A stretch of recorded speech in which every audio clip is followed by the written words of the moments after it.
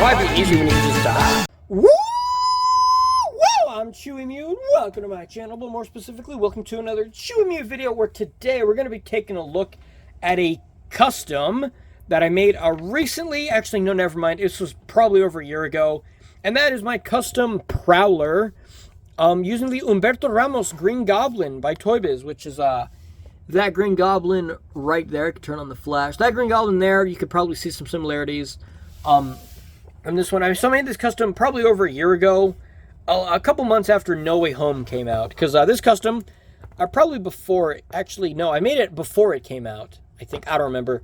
But I made this custom. Originally, I just wanted to make a Prowler custom so I could have a Prowler.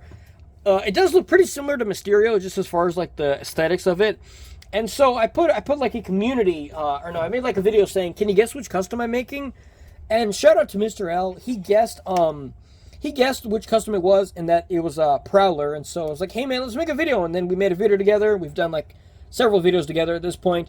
And so this custom is dedicated to Mr. L, because he guessed a game that was very hard, and he won. He did it. And this custom, admittedly, is not one of my best. I think it's probably one of my weakest customs I've made. It's not bad, but it's definitely one of my weakest. Oh, man. And the leg broke. Okay, cool. See, not very good custom. So the head there, this is actually just the neck part. Or that's the neck from Green Goblin. And then I just sculpted this egg-looking shape on top. I super glued it on so you can't rotate the head, but he does move at the neck.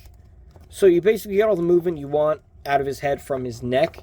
That's pretty cool. And then I added dried paint here, sort of give this design here. That looks cool. We could actually take the cape off here to appreciate the body here. You can see the neck moves properly. You can see some orange paint under there. I have the logo here. I didn't put anything on the back because the cape is there. And so I put this here, and I think that looks pretty cool.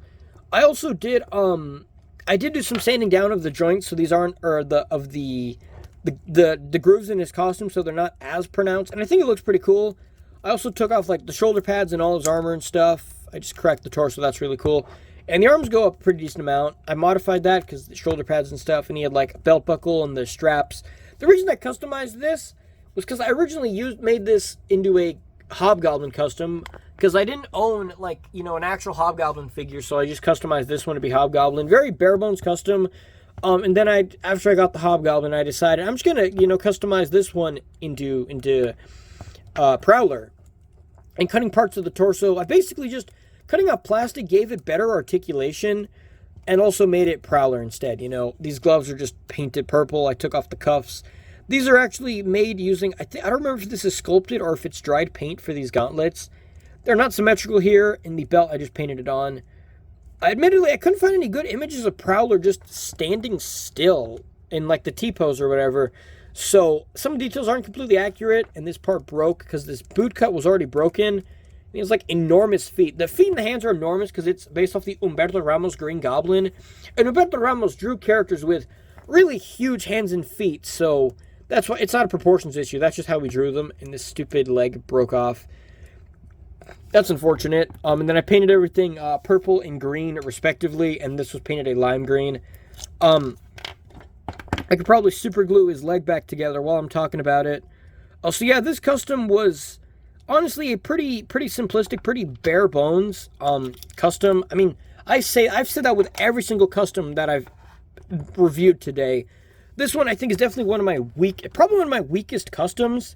It does take it's quite a lot of work to it. It's not just a simple repaint compared to something like Cyborg Spider-Man, which is a repaint. I just repainted all the details and stuff on it. This one actually does have like, these boots here are sculpted and stuff. There we go. It's not going to stay on the best. I'm probably going to have to like do some sculpting to this. But yeah, basically I sculpted the head, pretty much sculpted the head from scratch. The eyes are dried paint. The logo's dried paint. The glove cuffs here are dried paint. The boots as well are dried paint. Basically just, the only sculpting was the head, and the rest is like dried paint. What I mean by that is, if you take acrylic paint and you use it and then it dries like on a tray, it makes like this rubber squishy material, and then I just glued it onto the figure. So I use it as like, kind of like bare bones sculpting. It's like discount sculpting in a way. And then this cape is just purple fabric. I was going to say brown. Then I added this wire to it. Very sloppy kind of cape. I did this cape before I figured out how to do capes like Hobgoblins. That's very seamless. That part right there is the only weird part. But before I was able to make fully, really good wired capes, this is sort of the prototype. I might go back and make a better wired cape for this guy that actually has, doesn't have like all these weird like seams on it and stuff like that. But it's a pretty simple custom. I pretty much made it just to have a Prowler, because Hasbro's versions just look like generic Bucky cap with a couple of different sculpts here and there, a couple of modifications. So I don't really care about that, but this custom Prowler looks pretty cool. And it's kind of sad. The only custom that I've made that is dedicated to a person is one of my worst. But either way, that's pretty much all for this custom as far as like the looks and stuff. And then like the green is obviously painted green. The purple is painted purple and stuff. The head as well. Black for the eyes, black for this outline. Pretty simple custom. But let's go over the articulation as far as this custom goes. So head looks up a pretty decent amount. He looks down decently. You can pivot side to side and it rotates. Like I showed, the arms can go up all the way. The original figure, the arms could go up maybe about this high, just because the way shoulder pads worked. You could rotate the arm all the way around. You have a bicep swivel down here. You have a single bend in the elbow. You have rotation here in the wrist. You have this ball joint torso, which is import style articulation, which offers pretty decent movement. The original one had armor that covered like this. So this joint didn't really work too good, so I modified that. It's spring-loaded, so it offers decent movement. You mostly just get like leaning forward and back. He can do the splits here. His joints are kind of loose, though. This figure's also pretty old as well, so, And also, these feet are really heavy. You can kick forward all the way. You can go back a little bit. Thigh swivel halfway down the leg. A single bend in the knee. And then you did have a boot rotation, which unfortunately this one doesn't have anymore, but you can move the foot forward and back quite a lot with the ankle joint.